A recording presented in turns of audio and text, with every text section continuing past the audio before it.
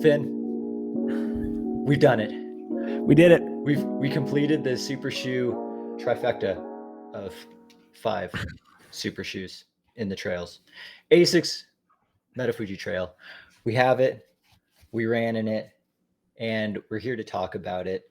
Before we do, though, just want to let everyone know that these shoes were provided to us by Asics and Running Warehouse, but we're under no financial obligation to say whether we like this product or not, because we want to keep these reviews authentic and beneficial for you.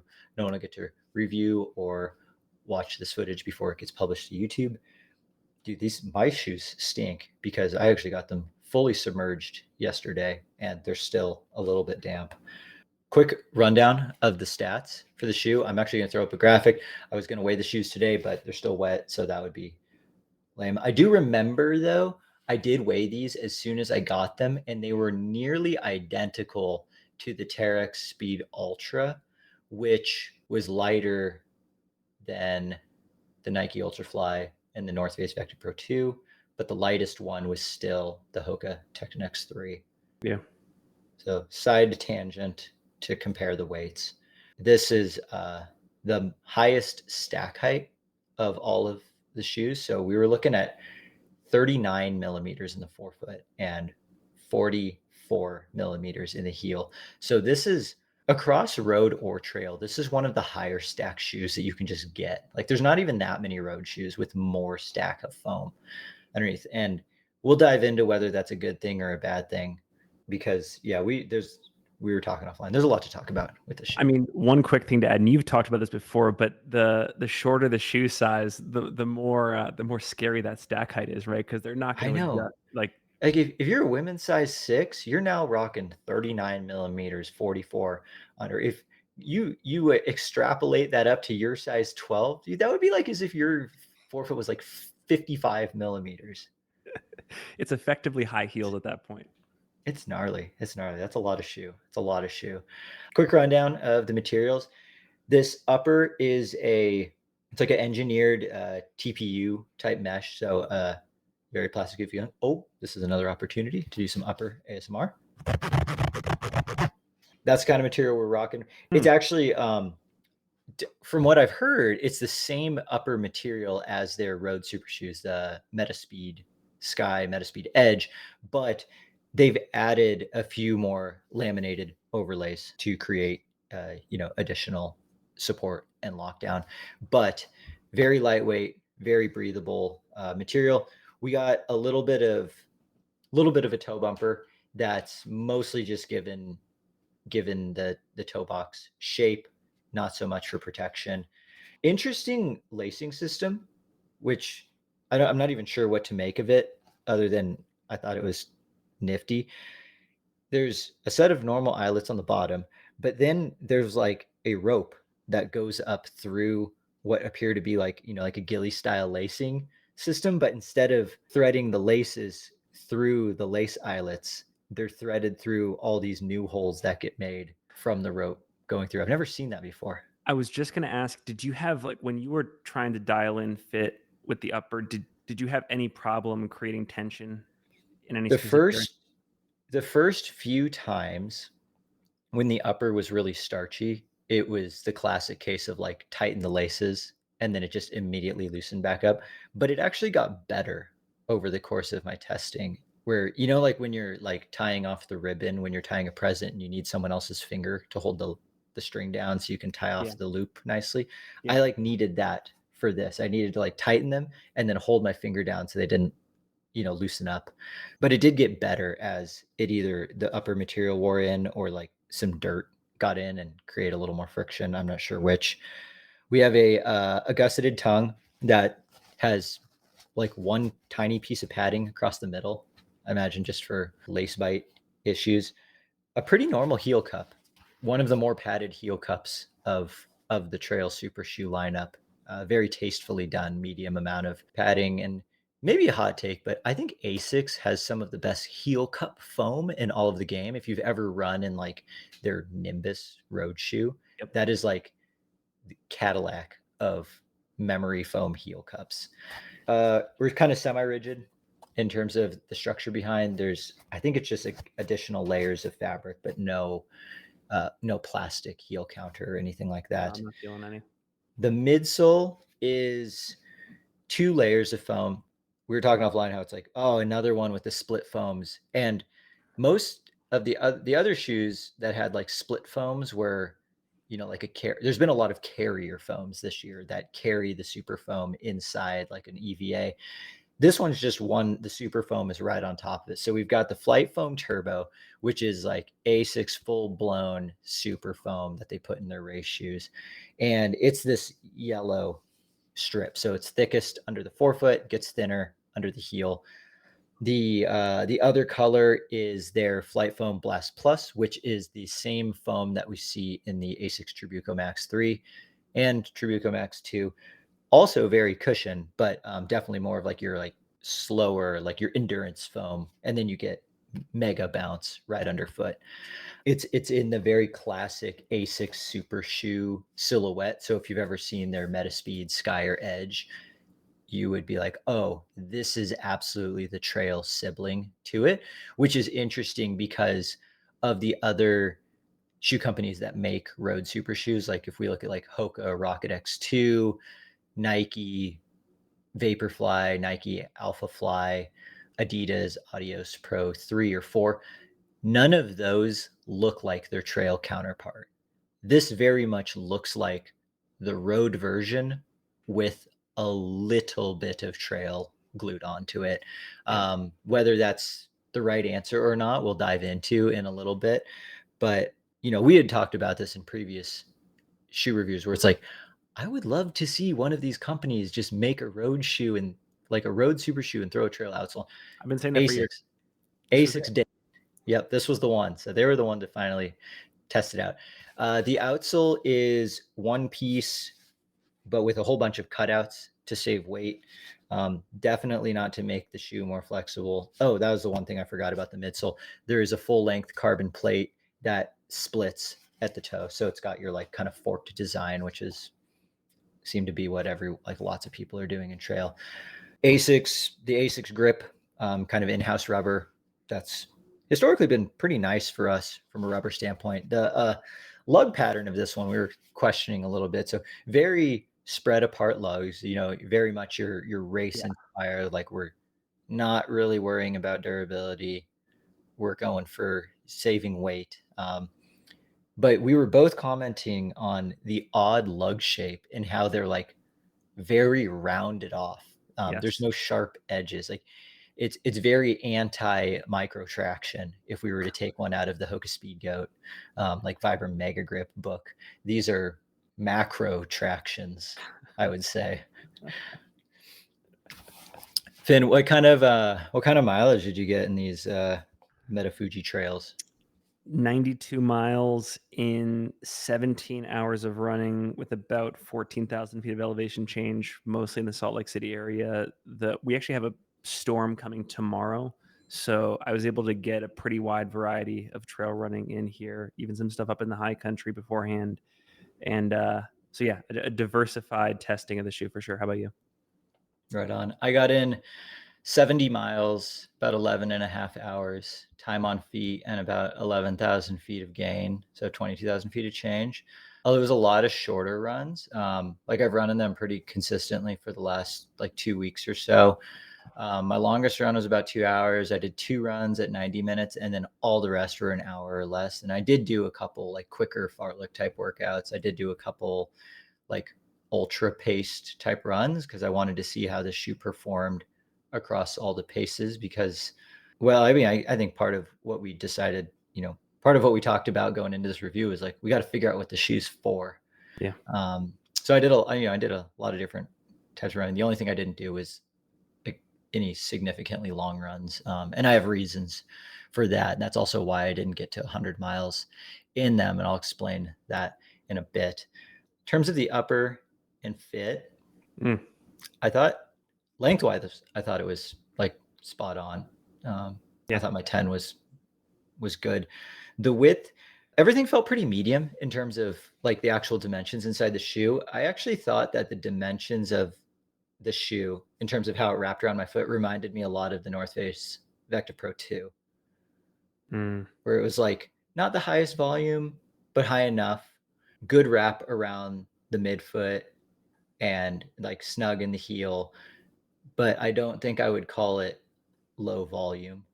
You Yeah. know, underfoot, that's a different story. But in terms of just the upper, I thought it was like a very medium fitting, almost kind of what we're now what's turning into like the trail racing type fit.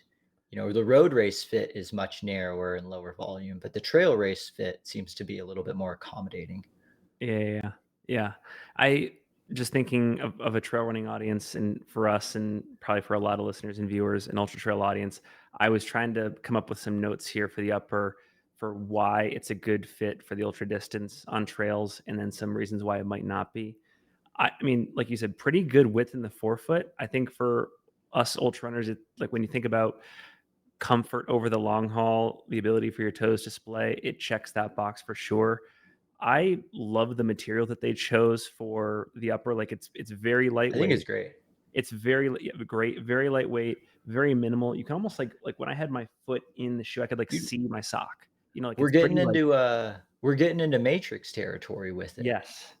And there's a little bit of P-backs threading going on too. I think that's part of why they're able to go so minimal.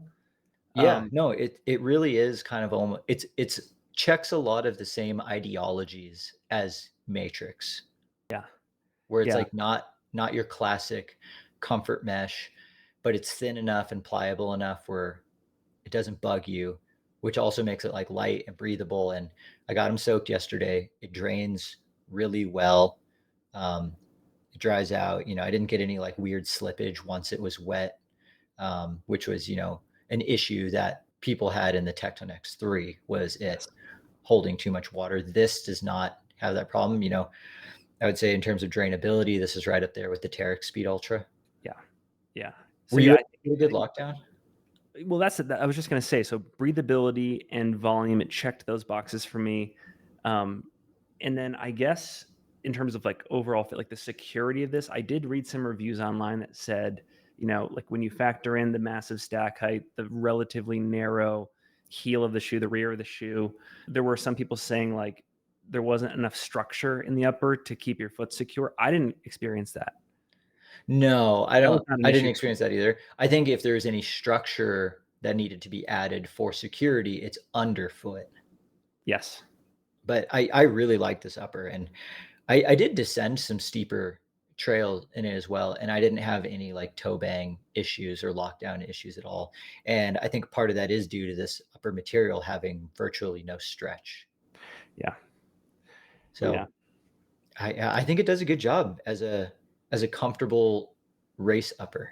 Yeah, for me, one of the wins of this shoe over is just the like the upper in general. Like that's if they're gonna make a version 2 of this, I wouldn't change much about the upper. Yeah. Maybe this lace rail setup for some people was an issue. We talked about it offline and actually online too, like some issues there. But I this upper is Hmm. great, I think. Yep. Yep. I agree. I did have some heel slip issues, but I'm not attributing that to the upper. I'm attributing that to the midsole and how stiff this shoe is. So, moving on to kind of the underfoot feel and the ride, it is a stiff shoe. Like, I think this might be the stiffest of the trail super shoes, you know, from my impressions. Like, the way that like when you walk in the shoe and it gives you that significant toe off and that rocker, I didn't notice it change hardly at all when running.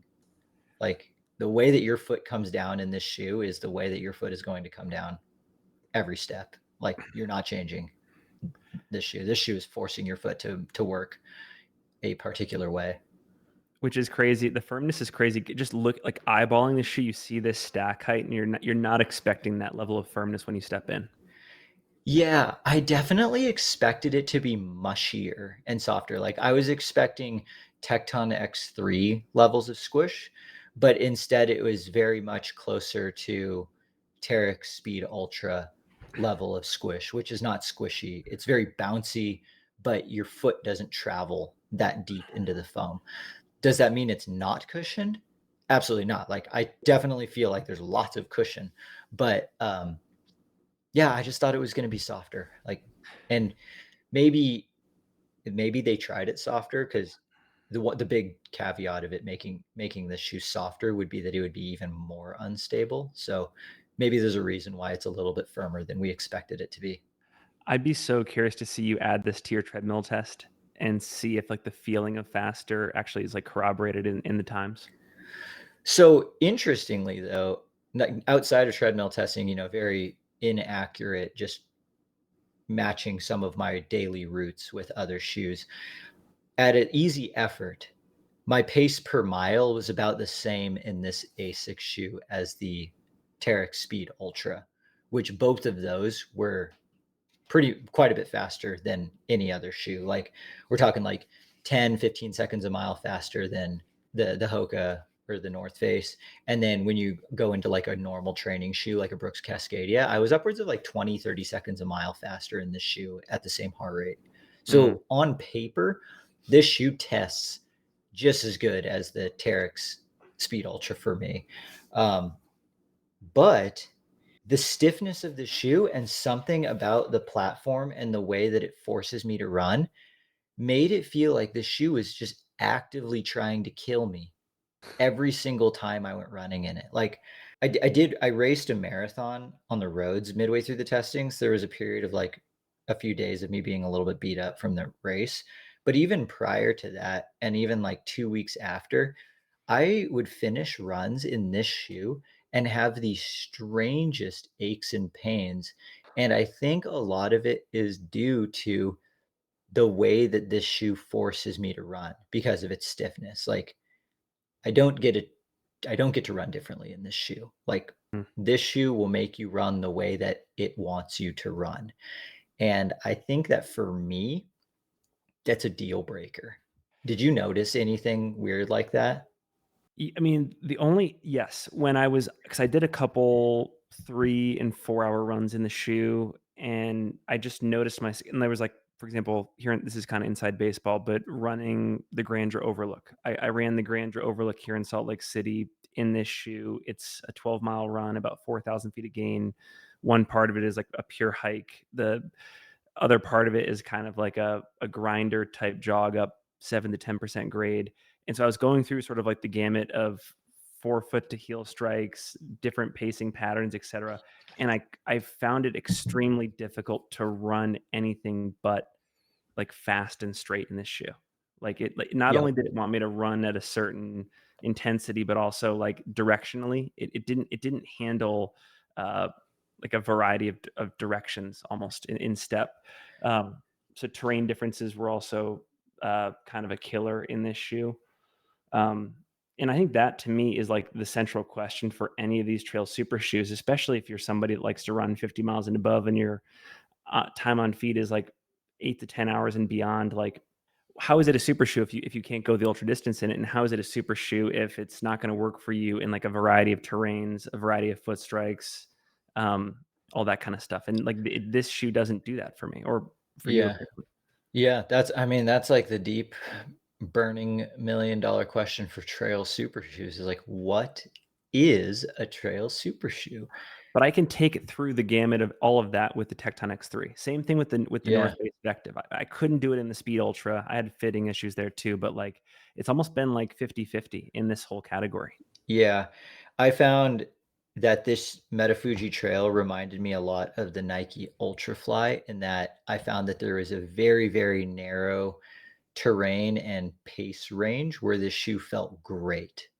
Like, and for me, it was pretty much like plus to minus 5% grade on very mellow trail. Which then brings up the argument of like, why don't you just wear a road shoe then? Because where Exactly. I thought this shoe felt great, a road shoe would have been just fine.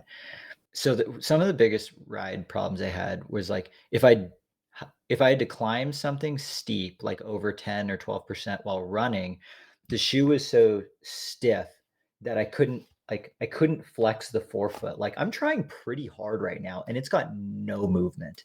So then I would get heel slippage issues because I would get on my toes and then it just wouldn't bend.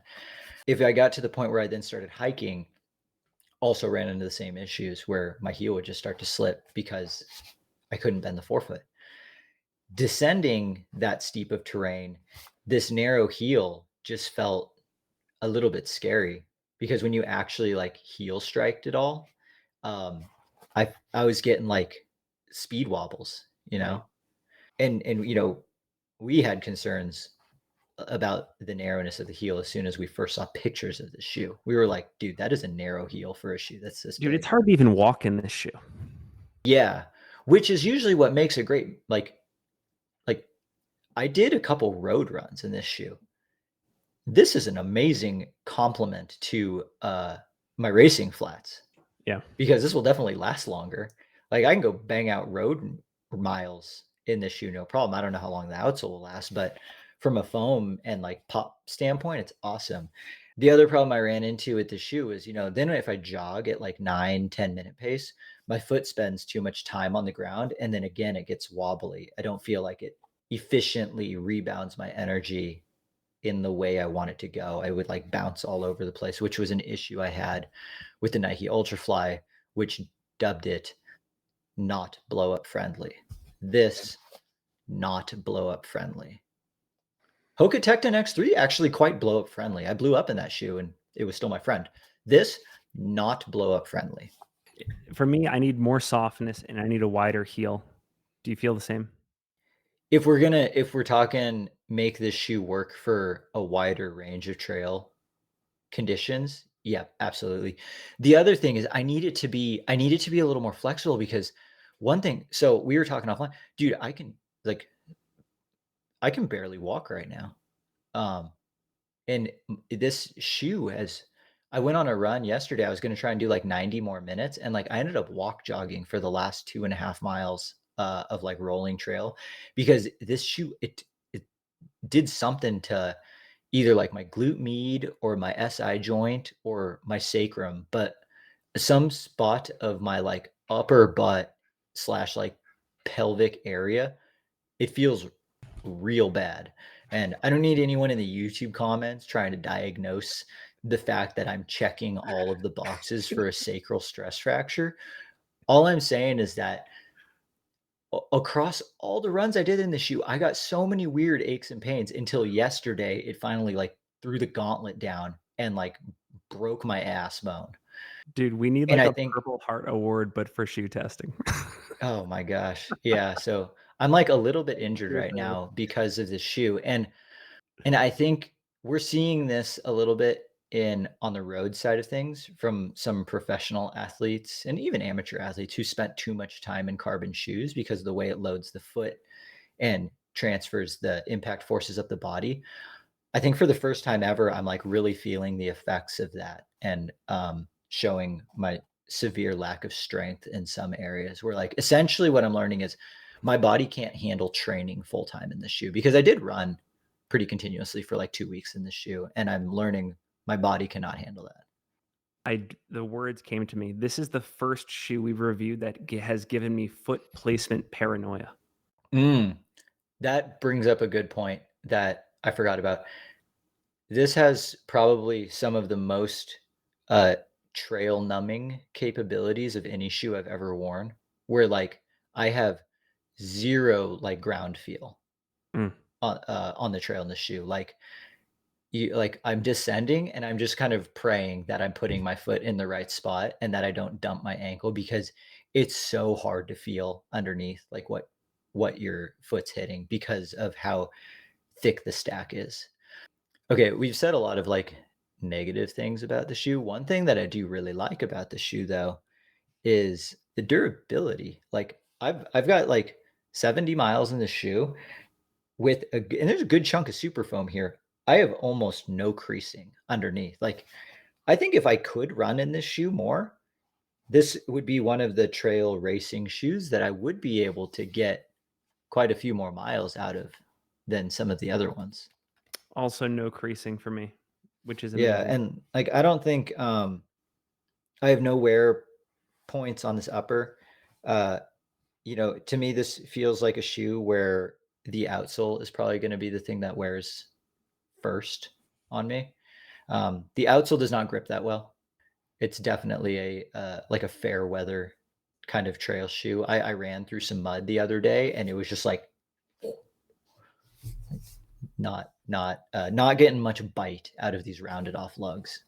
Dude, this shoe is if when we do our awards episode at the end of the year and maybe we get into some predictions, I think that version 2 of this shoe could be in the running for comeback shoe of the year in the same way that the Oh, dude. Hoka's and all 2 Yeah. did it, like different category. Version 2 of this could be so awesome So just because awesome. like they have the materials.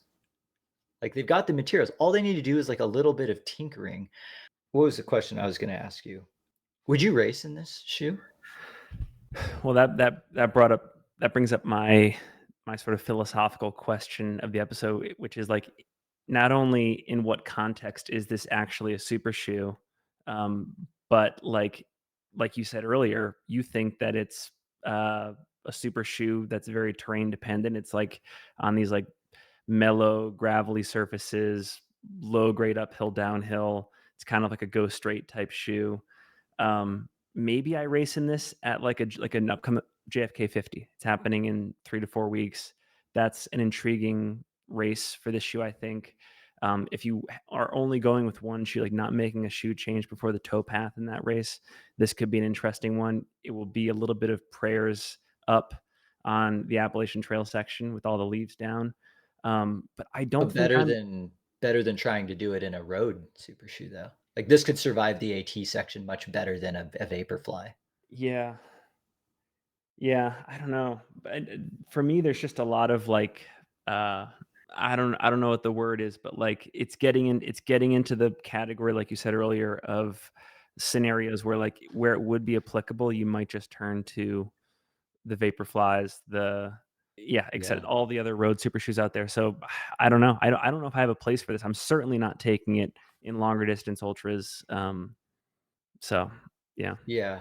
I worry way too much about stability for anything like trail, like with ups and downs. I mean, like maybe this could be your Forest Hill to the finish Western States kind of shoe, but it certainly wouldn't be my first pick. There's other ones that I would wear much earlier or much more confidently. JFK is yeah. a good race. Like you survive the AT and then rip miles on the towpath. And this and the Terex Speed Ultra, I think, are the two best trail shoes for that race. If you're really fast, if you're David Roach, Javelina, 100 mile in Yeah. this shoe. But if you plan on running any slower than 8 minute pace, I'd wear something more stable. I was just gonna say that if I did use this in a longer ultra, I'd have to make sure that I'm concurrently slamming a bottle of Delta G ketones every 2 hours to make sure that my mental acuity for foot placement is totally on point. In Dude, a that's ketone usage yeah, environment, maybe this works. dude. Your dollars per mile are so expensive at a race like that. You're just like, I'm trying to spend $20 a mile for my 100 mile. Yeah, so yeah, you're right. This one just it fell in kind of a weird spectrum of like overlap where the trails that I would use to race it on are so mellow that I would probably just opt for a road shoe because now grip's not an issue anymore. Yeah, it's again, it's kind of in that weird in between. Where this shoe could work for you though is if you're one of those types of people that has indestructible ankles and you just never really had any stability problems and you're looking for something with like full super shoe amounts of pop and responsiveness, and all the Mm, other ones have just felt a little too trail. This is definitely the shoe. This is definitely the closest shoe that we've ever reviewed that is a road super shoe with a trail outsole glued onto the bottom. yeah. And we've wanted that for years. And now that I have it, I've learned that for me, it's definitely not the answer, actually. I salute them for that. To like you just said, I salute that Mhm. effort to just slap the outsole on. And actually I genuinely think if they just made the heel wider, Yeah. a lot of my complaints would go away. Not the Wider softness, but heel, a little more flexibility. yeah, yeah. This would be an absolute banger of a shoe. I guess we don't really need to dive too much into comparisons because we've kind of been comparing this shoe a lot through various the other shoes throughout this whole episode. But yeah, I would say though that this one actually in a way reminded me of the Terex Speed Ultra the most because it felt a little bit weird. On paper, I tested just as good as the Terex Speed Ultra. So like it's very fast, but For longer running, I'm going to the Terex Speed Ultra because I know it works with my body better, whereas, like, this one has just left me so beat up.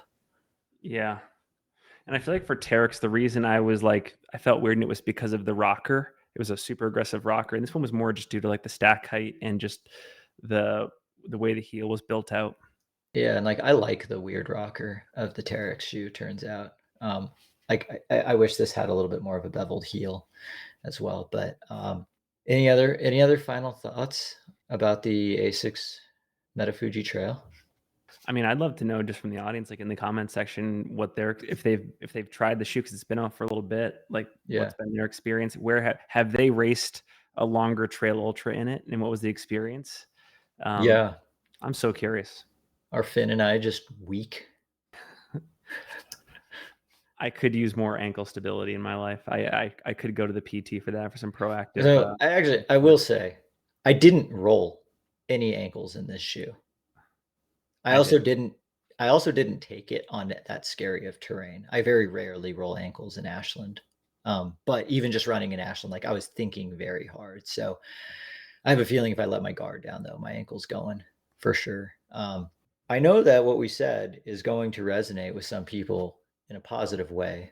And if that's the case, and you want to try out the Asics Metafuji Trail, feel free to purchase the shoe using our links below in the show notes from our friends over at Running Warehouse. Your purchase helps allow us to continue to do shoe reviews like this. Pretty significant gear change for the next shoe review. Gosh, hopefully I'm actually able to run in the next week because the North Face off trail is going to be pretty fun one to do. This Can I one's show pretty the audience? different. Can I Yes, show the audience? throw it up there, a little sneak preview. Oh man. Oh, And you that know thing is what? like a As they it's say like in a Game of fighter Thrones, jet. winter is coming here in Salt Lake. Winter is Yep. coming. Yep. I made sure you got the cool ones. Um, so with that, I need to go do some like single leg deadlifts or something. Then you need to go run in the snow. Yeah. Catch everyone in the next episode of Conversational Pace.